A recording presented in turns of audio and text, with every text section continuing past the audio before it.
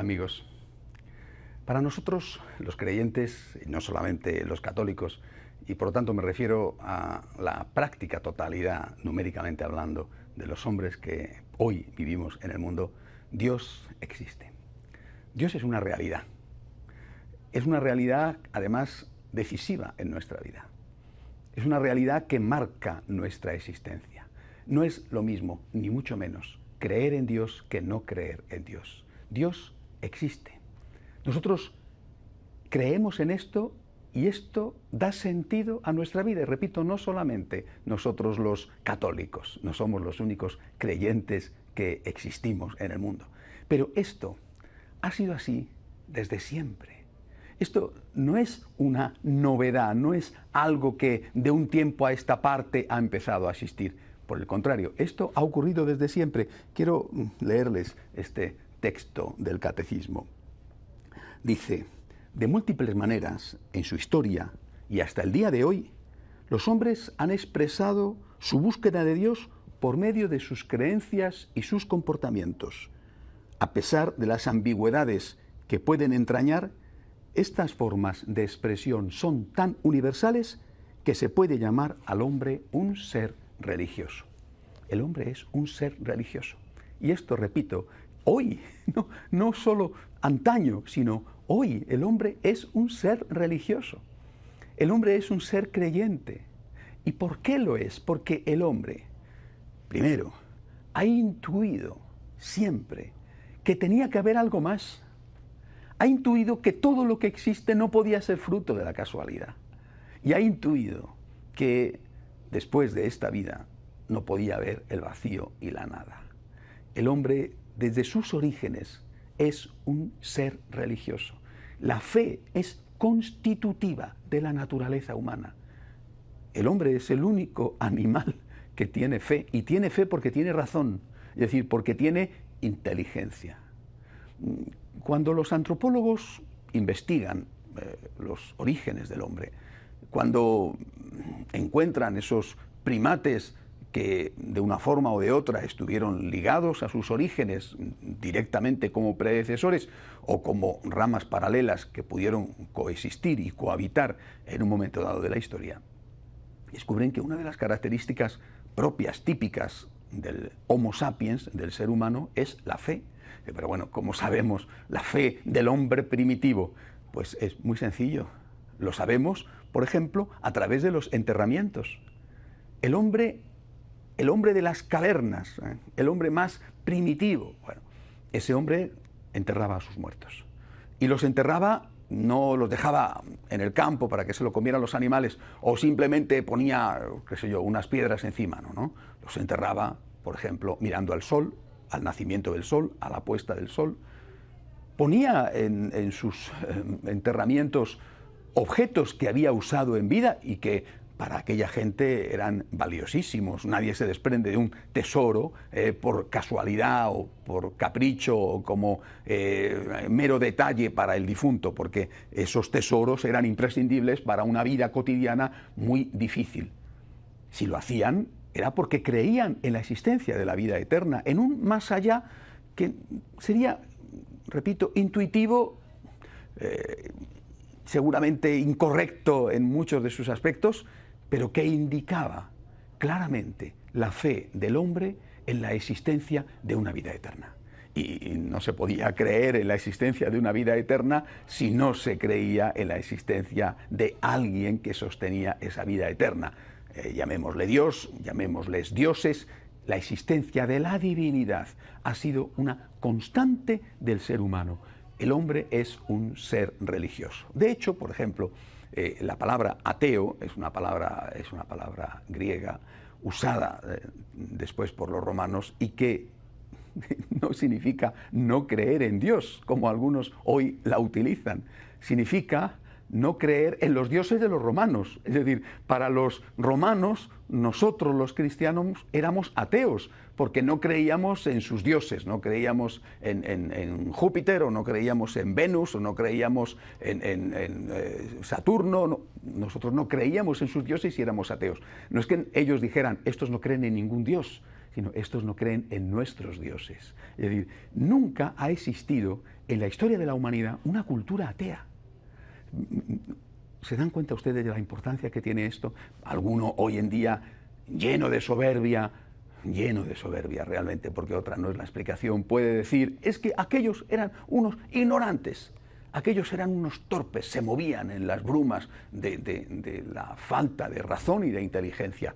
Me parece un acto de soberbia realmente hacer esta afirmación. Al contrario, creo que cuando toda la historia de la humanidad ha estado marcada por la religión, eso es algo que hay que tomárselo muy en serio. El hombre ha intuido que Dios existía y esta intuición le ha ayudado precisamente a organizar su vida de una manera o de otra, hasta el punto de que la palabra cultura viene de culto.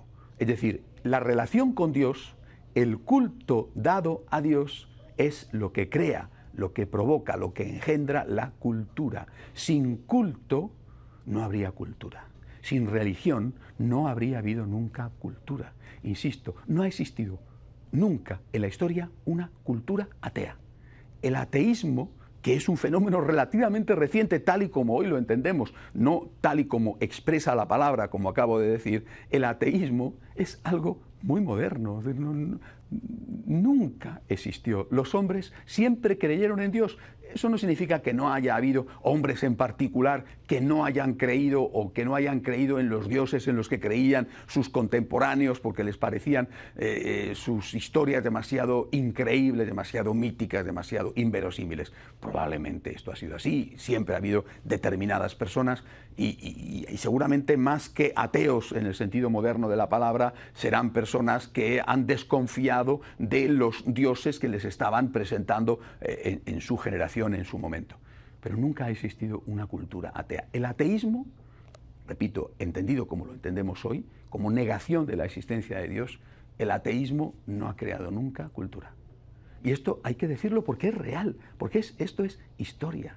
Y hay que decirlo para defendernos de aquellos que nos critican y nos dicen que somos personas sin cerebro y que parece mentira cómo una persona civilizada, una persona moderna, una persona del siglo XXI puede seguir creyendo en cosas y cuentos de viejas y en supercherías. Y mire usted, ustedes, los ateos, nunca han creado una civilización.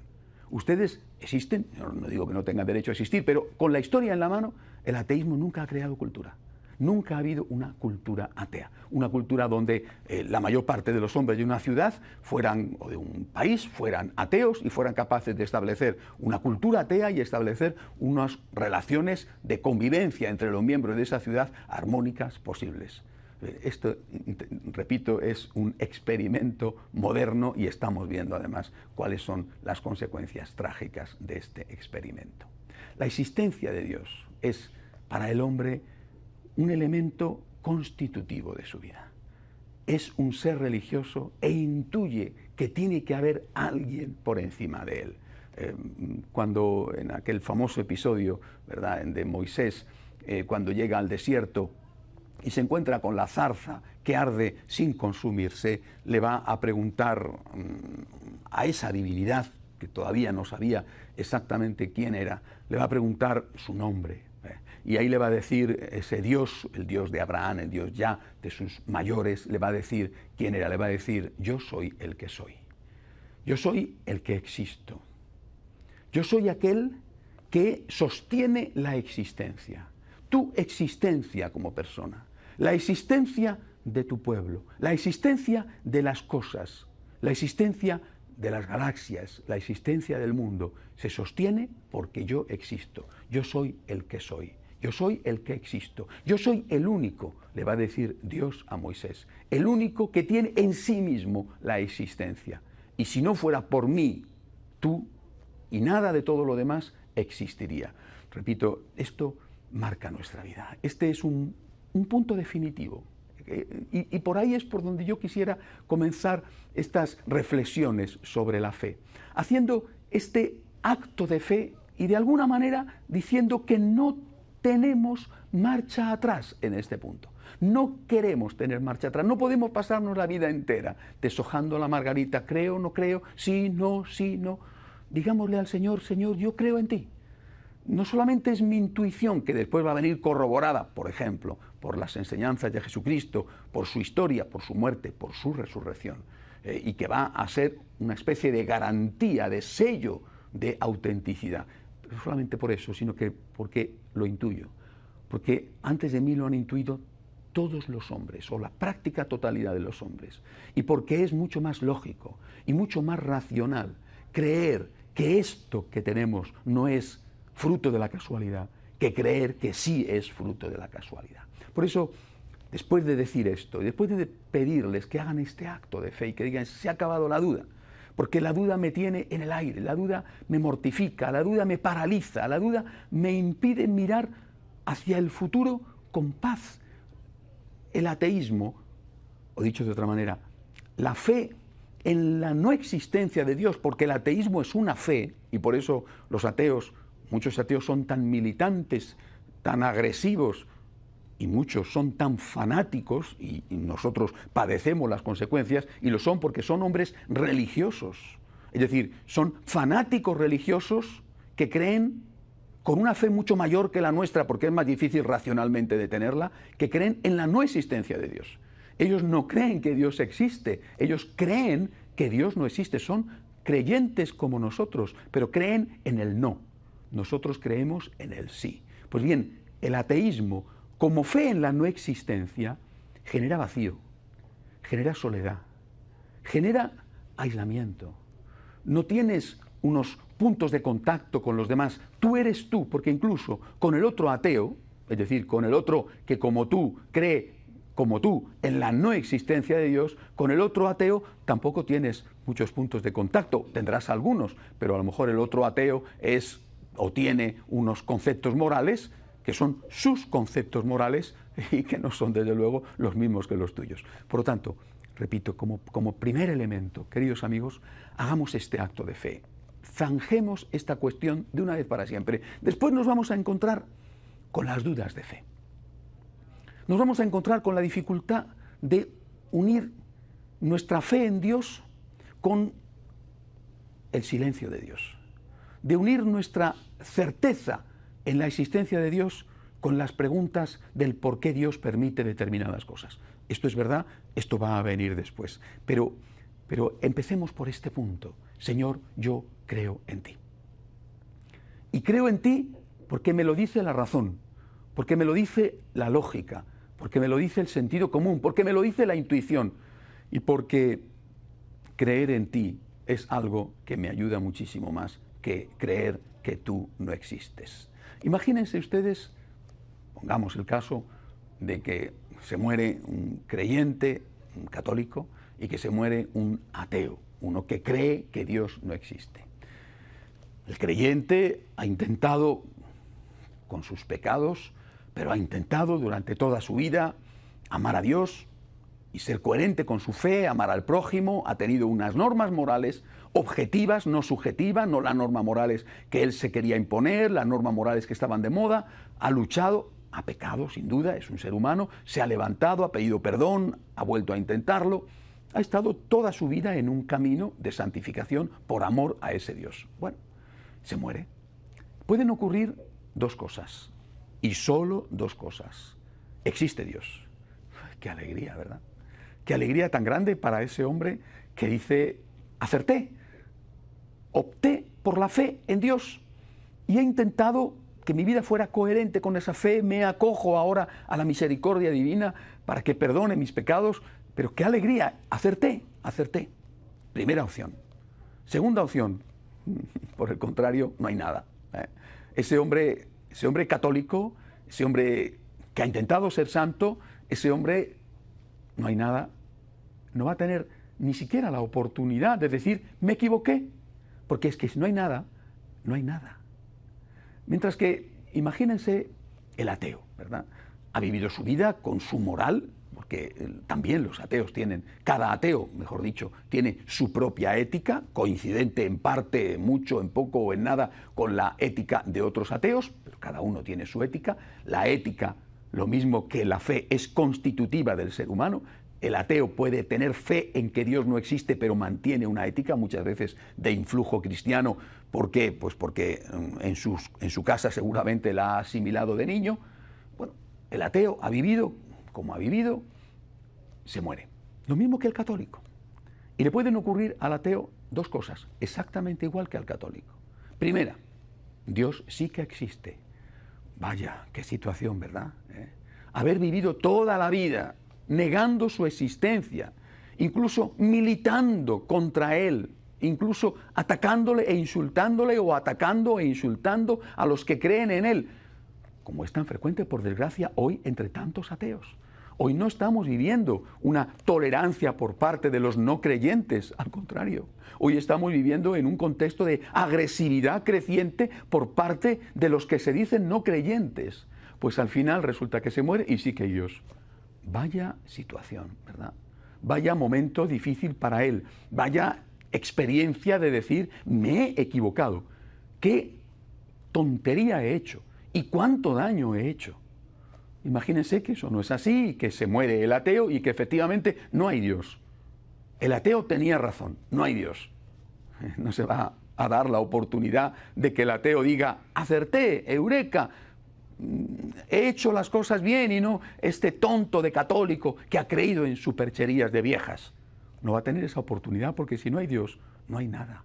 Por lo tanto, queridos amigos, con la lógica en la mano, con la inteligencia en la mano, creer en Dios es algo que te beneficia muchísimo más. No se trata de creer en absurdos. No se trata de creer en cosas que no se pueden creer o que no se deben creer. Se trata de creer en cosas posibles. Pero puestos a elegir, elige aquello que te ayuda. Puestos a decir, tengo fe en Dios o tengo fe en que Dios no existe, elige una fe que te sostiene en la vida. Elige una fe que te da compañía. Elige una fe que te va a dar, por lo menos en el caso de nuestra fe, fuerza, que te va a dar misericordia, que te va a dar luz, que te va a decir esto está bien y esto está mal, que te va a decir si caes, no te preocupes, yo estoy aquí para levantarte porque te amo infinitamente. ¿Qué consigues con tener la fe en el no, la fe en el vacío, la fe en la negación? Alguno podrá decirme, pero es que la fe es un don y por lo tanto la fe pues se tiene o no se tiene y el que la tiene y el que no la tiene y ni tienes culpa ni tienes demérito. Y bueno, en parte eso es verdad, pero también sabemos que la fe muchas veces se tiene y luego se pierde. Y se pierde porque no se cuida, se pierde porque no se atiende, se pierde porque no se cultiva. ¿Y cómo puedo yo tener fe si no la tengo? Vamos a ver si esto es verdad. Si el hombre es un ser constitutivamente religioso, no tiene que ser tan difícil llegar a la fe en Dios desde el uso honesto de la razón. Recuerdo hace muchos años haber entrevistado a un músico español famoso, ¿no?, que era discípulo de Manuel de Falla. Y Manuel de Falla, de aquellos grandes músicos españoles de principios del siglo XX, había sido compañero de aquellos pensadores republicanos españoles que incluso habían llegado, algunos de ellos, a justificar la matanza y los asesinatos de sacerdotes y religiosos en la Guerra Civil Española. Y Manuel de Falla, un hombre conocido por su fe y por su gran calidad y trayectoria musical, se reunía con aquellos para hablar de cultura, para hablar de las cosas humanas, y sus amigos, lo cuenta él, sus amigos le decían, Manolo, qué envidia te tenemos. Porque esto es muy curioso.